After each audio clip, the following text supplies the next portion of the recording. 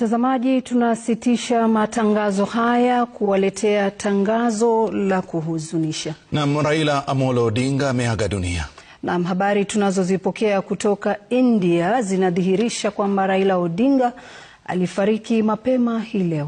Na tangazo rasmi linasubiriwa kutoka kwa familia ya Odinga na serikali ya Rais William Ruto. Na mtazamaji, tukirudia tena, tunasitisha matangazo haya ya moja kwa moja kuwaletea tangazo la kuhuzunisha, ambapo Raila Amolo Odinga ameaga dunia.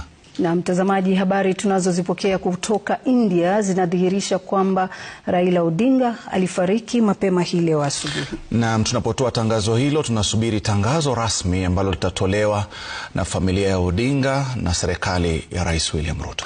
Na mtazamaji, kwa yule ambaye anatazama kwa hivi sasa, ni kwamba tunasitisha matangazo yetu haya kuwaletea tangazo la kuhuzunisha kwa hivi sasa. Na ambapo Raila Amolo Odinga ameaga dunia akiwa na umri wa miaka 80. Na habari tunazozipokea kutoka India zinadhihirisha kwamba Raila Odinga aliweza kufariki mapema hii leo asubuhi. Na muda wote kutoka sasa, familia pamoja na serikali ya Rais William Ruto itakuwa inatangazia taifa kuhusiana na kifo cha Raila Amolo Odinga.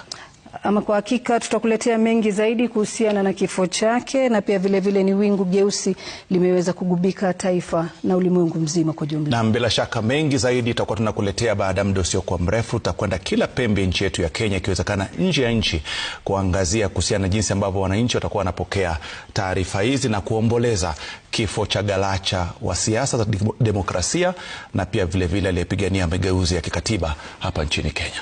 Naam, ni makiwa kwa wote mtazamaji. Kama unatupata kwa hivi sasa, tunakatisha matangazo haya ya moja kwa moja kukuletea taarifa hizi za kuhuzunisha. Na taarifa za kukuambia kwamba Raila Amolo Odinga ameaga dunia nchini India akiwa na umri wa miaka 80.